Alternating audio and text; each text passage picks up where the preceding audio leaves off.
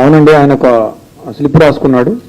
ఆ స్లిప్లో ఏంటంటే ఫస్ట్ ఒక గ్యాస్ ప్లస్ టేబుల్ ఎట్లా రెడీ చేసుకోవాలి, తర్వాత లాక్, ఆ గ్యాస్ను ఉపయోగించి లాక్ ఎట్లా ఓపెన్ చేయాలి, తర్వాత మనీ ఎట్లా తీసుకోవాలి, మళ్ళీ ఆ గ్యాస్ ఆన్ చేసి ఆ లాక్ చేసి ఎట్లా బయటపడాలి అని చెప్పేసి రాసుకొని లాస్ట్లో మిషన్ డన్ అని రాసుకున్నాడు. అంటే అది ఎప్పుడు రాసుకున్నాం అంటే కొద్దిగా ముందే, అంటే ఒక 1 month బ్యాక్ రాసుకున్నాం అని చెప్తున్నాడు. అంటే ఆయనకి ముందే ఆ థాట్స్ ఉన్నాయని మనకు అర్థమవుతా ఉంది. బ్యాట్ దొంగతనం కోసం వెళ్ళాడు. లేదు, మనం ఎన్నిసార్లు అడిగినా మనీ గురించి చెప్పడం లేదు. నాకు ఆ బ్యాట్ యాక్చువల్గా ఏంటంటే డిసీజ్డ్ వాళ్ళ తమ్ముడు 6 years ఉంటాయి, ఈయన కలిసి క్రికెట్ ఆడేవాళ్ళు. ఆ బ్యాట్ ఈయనకి బాగా నచ్చింది, స్ట్రోక్ బాగా ఉంది, నాకు బాగా నచ్చింది, నాకు ఇవ్వు నేను కూడా ఆడుతా అంటే ఇచ్చేవాడు కదా పిల్లవాడు. సో దాంతో నేను ఎట్లయినా దాన్ని సొంతం చేసుకోవాలనే ఆలోచనతో 2-3 daysగా ప్లాన్ చేస్తున్నానని చెప్పాడు. దానికోసం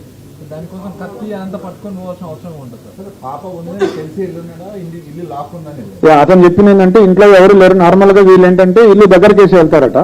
సో అట్లానే ఇంటి బోల్ట్ దగ్గరికి పెట్టి ఉంటారు, ఆ దగ్గరికి వేసి ఉంటారని చెప్పేసి వెళ్ళాడు. సడన్ గా పాప ఉన్నా కానీ పాప టీవీ చూస్తుంది, ఇతను వెనక నుంచి వెళ్ళాడు. అంటే అటువైపు తిరిగి చూస్తుంటే ఆ పాప వెనక నుంచి ఒకటే డోర్ ఉంది, వెనక నుంచి అంటే అదే డోరు, ఆ అమ్మాయి అటు తిరిగి ఉంది. ఇట్లా వెళ్ళి ఆ కిచెన్లో ఉంది బ్యాట్ తీసుకొస్తుంటే అప్పుడు ఆ అలికిడికి పాప చూసి దొంగ నడిచింది. అరిస్తే అతను పరిగెత్తబోతే ఆ అమ్మాయి పరిగెత్తుకుంటూ వచ్చి చొక్కా పట్టుకుంది. పట్టుకుంటే ఆ కోపంలో తోసేస్తే మంచం మీద పడింది. మంచం మీద పడ్డాక కళ్ళు మూసుకొని విచక్షణ విధంగా పొడి చేశానని చెప్పాడు.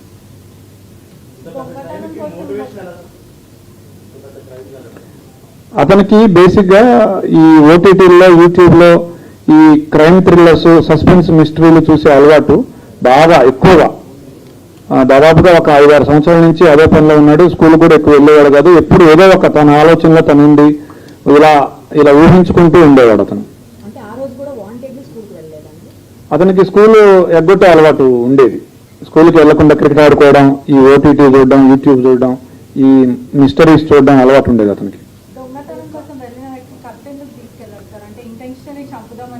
అతను ఎవరైనా చూస్తే వాళ్ళని బెదిరించి రావడం, తర్వాత దాడి చేయటం, ఈ 2 ఉద్దేశాలతో కత్తి తీసుకున్నాడు.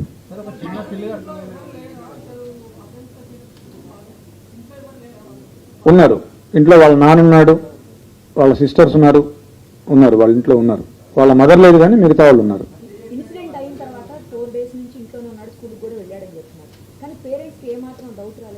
ఎస్, పేరెంట్స్ వాళ్ళ మదరు నిన్న మనం వాళ్ళ మదర్తో మాట్లాడినప్పుడు అనింది, ఫస్ట్ రోజే పోలీసులు ఈ హడావిడి అంతా చేసి నేను అడిగాను మా అబ్బాయిని, ఏరా నువ్వేమైనా చేసావా అని అడిగాను, ఒప్పుకోలేదు. 2వ రోజు కూడా అడిగితే ఏమన్నా నువ్వే నన్ను పట్టించేటట్టున్నావే అని అన్నాడు, నిన్ను అన్నాడు అని చెప్పింది వాళ్ళ మదర్. పోలీసుల్ని ఆ రోజు మేము ఫస్ట్ రోజే అతన్ని క్వశ్చన్ చేసాం, ఎందుకంటే రెండింటికి జస్ట్ 2 అడుగుల దూరం ఉంటుంది, ఆ ఇంటికి ఈ ఇంటికి పిట్టగోడకి. మేము క్వశ్చన్ చేసాం ఆ ఇంట్లో ఉన్న వాళ్ళని, 3rd, 4th floor, వీళ్ళు 4th floor లో ఉంటారు, 3rd floor నుంచి వెళ్ళొచ్చు. పోలీసులకి మాకేం చెప్పారంటే ఆ రోజు నాకు 10:15 ఆ టైంకి డాడీ అని గట్టిగా అరుపులు వినిపించాయి అని చెప్పాడు.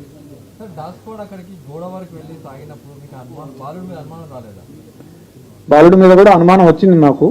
అయితే మేము ఒక లిస్ట్ ఆఫ్ సస్పెక్ట్స్ చేసుకున్నాము, దాని ప్రకారం చేసుకుంటూ వచ్చాము. నిన్న అతని అఫెన్స్ జరిగిందో ఆ రోజు మార్నింగ్ 8:30 to 8:45 అతను ఆ గోడ దగ్గర, ఏదైతే గోడ దూకి వెళ్ళే అవకాశం ఉందో ఆ గోడ దగ్గర పచ్చాడాడు అతను చాలాసేపు, ఒక 15 minutes.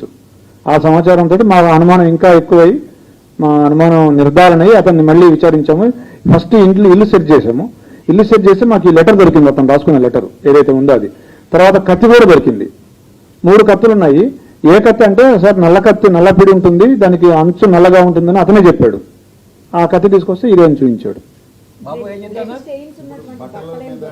బట్టలు ఏం చేశాడంటే అతను అఫెన్స్ చేయగానే ఆ కత్తి అక్కడే కడిగేసి గోడ దూకి మళ్ళీ ఇంట్లోకి వెళ్ళేటప్పుడు వాళ్ళ నాన్న సిస్టర్స్ ఉన్నారు, వాళ్ళు ఏమైనా చూస్తారేమో అని ఆరేసిన షర్ట్ తీసుకొని ఇట్లా అడ్డం పెట్టుకొని ఇంట్లోకి వెళ్ళి బాత్రూంలోకి వెళ్ళి స్నానం చేసి ఆ టీ-షర్టు ప్యాంటు 2 వాషింగ్ మెషిన్లో వేసాడు. But we found some slight blood on the clothes. We have called a special investigation team, forensic team. వాళ్ళు స్పెషల్ లైటింగ్, స్పెషల్ స్పెక్ట్స్ వాడి they are able to found it. I also have seen it. yes. అతనికి ఒక కుందేలు ఉండేది, ఆ రోజు ఆ కుందేలు కూడా చనిపోయింది. 11:30కి మేము టైంలోనే కూడా తీసుకున్నాం అతని మీద అనుమానం వచ్చాక. అతను 11:30కి బయటకు వెళ్ళాడు ఇంట్లోంచి. 11:30కి ఆ కుందేలుని తీసుకుని డాక్టర్ దగ్గరికి వెళ్తే ఆ కుందేలు చనిపోయింది. ఆ రోజు ఆ స్టోరీ కూడా మాకు చెప్పాడు. బాబు ఏజ్ ఎంత సార్? 14 years. ఫింగర్ ప్రింట్స్ ఇంకా నిన్ననే జరిగింది, ఇంకా వీఆర్ మ్యాచింగ్ ఇట్. లేదు, మనకున్న సమాచారం మేరకు ఇంతవరకు అయితే ఏం లేదు. బట్ వాళ్ళ మదర్ చెప్పిన ఒక విషయం ఏంటంటే, అతను 2 months దాకా అతని దగ్గరకు ఒక ఫోన్ వచ్చింది, సెల్ ఫోన్. మేము డబ్బులు ఇవ్వలేదు, ఇతనికి ఎక్కడిది సెల్ ఫోన్ అంటే నేను కొనుక్కున్నా అని చెప్తున్నాడు. డబ్బులు ఎక్కడ ఉంటే చెప్పలేదు. అది వాళ్ళ మదర్ చెప్పిన విషయమే. సో దీన్ని బట్టి మీరు ఏమైనా